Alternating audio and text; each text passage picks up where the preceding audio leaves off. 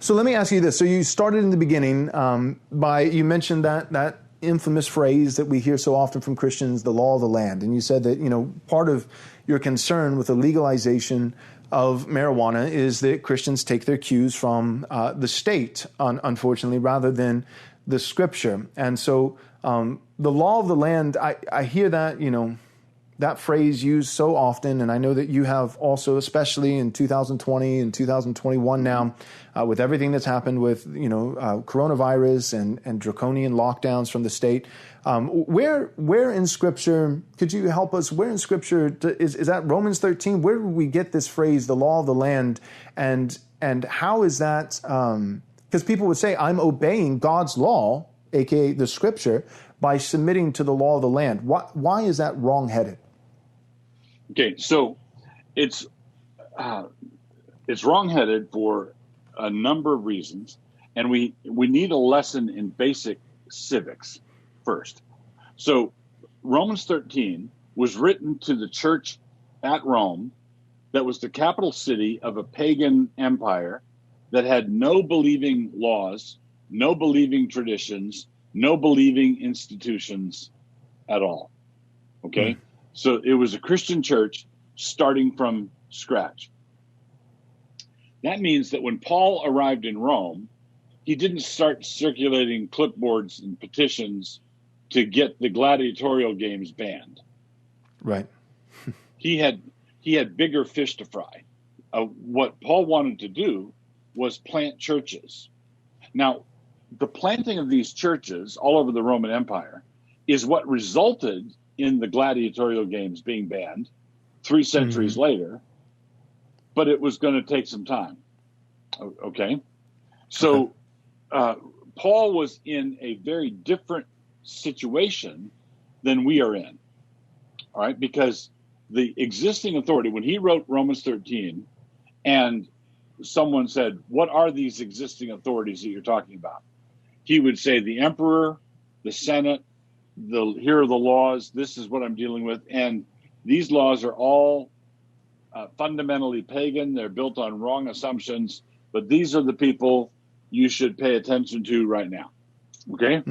Now, a Christian in the 21st century, when a Christian asks, who are the existing authorities? What are the existing authorities right now? Yeah. When the Christian responds, well, the emperor is whoever the guy on TV is telling me what to do.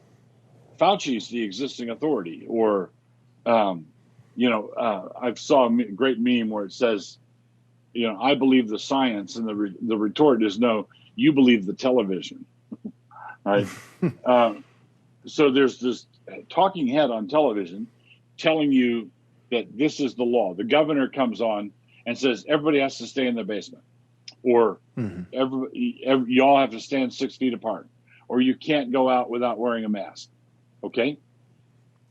Now, when the Christian talks that way, as though the governor of Illinois or the governor of Michigan or the governor of California is in the same relationship to him that the Roman emperor was in to the average inhabitant of Rome, what they're doing there is they're ignoring the actual existing authority. The actual existing authority is the Constitution. Right. Okay? So since the Apostle Paul wrote those words, we've had 2,000 years of Christian history, church planting, civilization forming, bringing our laws and our customs and our constitutions into closer conformity with Scripture. All right? That means if the president of the United States or the president of some intergalactic thing came on the television and said, everybody has to wear a pink beanie tomorrow because I said so. Okay? Now, the reason I would disobey him is not because I think it's okay to disobey the existing authorities. It's because I don't think it's okay for him to disobey the existing authorities. That's right, yeah. Right? So the president has no authority to tell me to wear a pink beanie. He has no authority. It's a shame because you would look fantastic in a pink beanie, Pastor Doug. I think it'd be a good look for you. It'd be fabulous. Yeah. It'd be fabulous. Yeah. So when someone says you must do thus and such, the response ought to be, by what standard are you? What authority are you appealing to when you're telling me to do this? So when the governor of Idaho declared an emergency and declared a lockdown on the basis of his gubernatorial powers to declare an emergency, I went and read the Idaho Code. And he did not have the authority to require what he was requiring of us. Okay, now, so here's just to make the problem a very simple one and to stay with the illustration of the pink beanie. If the president says, you must wear a pink beanie, and I go look at the Constitution and I see that James Madison had the foresight to include, and under no circumstances may the president tell you to wear a pink beanie. Okay, I can read. I have a copy of the Constitution. I read this, and then I look at the declaration the president just made. Right. Okay. Now, my objection to him is that he is disobeying Romans 13. I'm not. If I go out without my beanie, I'm not disobeying Romans 13. He is. Right. Right. So the thing that Christians don't recognize is that we have a highly developed constitutional system, court system, legislative. We've got dual federalism. We've got divided government at the federal level. We have a federal judiciary. We have federal legislative authority in Congress, and that's divided. So there's a House and a Senate. Then we have a federal executive. Then the next layer under is every state has those three functions: judicial, legislative, and executive. And all of the states, with the exception of Nebraska, have bicameral legislatures. So Nebraska has unicameral legislature. All the rest have bicameral. So we have divided the authority, the existing authority that is established in our system has been spread thinly and pushed into every nook and cranny. And if the president suddenly stands up and says, I am the king of the universe, and I'm going to require you to start doing these bizarre things, he has no authority to do that, has no authority to say that. He's not an absolute dictator. He's not an absolute despot. He can't do certain things. Now, when he tries to do them, if Christians stand by and let him do those things, then they are the ones disobeying Romans 13, because they are the ones disregarding Paul's instruction to obey the existing authorities.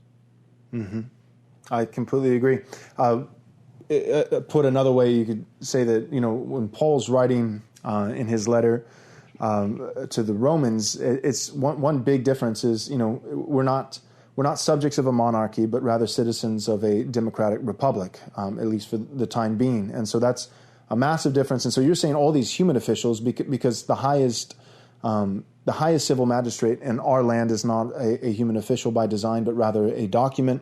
All these other human officials in our land are actually lesser magistrates that ultimately are called to submit to the highest, being the federal and state constitutions. And so when they're not obeying Romans 13, when a lesser human civil magistrate is in rebellion towards their authority, namely the Constitution, then our rebellion to that lesser civil magistrate is actually submission to the higher authority and righteous. Would you agree with that? Absolutely. That's absolutely the case. Because you can watch the new president on television put his hand on the Bible and raise his hand and swear to uphold an authority that's higher than he is. Right? That's fundamental. That oath means something. Thanks for watching this video. We hope you enjoyed it. If you did enjoy it, we hope that you'll take a moment and subscribe to our YouTube channel so that you can watch more content like this. Also, take a moment and give this video a like so that it can reach more people. And take a moment and click on the bell so that you'll be notified whenever we come out with new content. Thanks so much. God bless.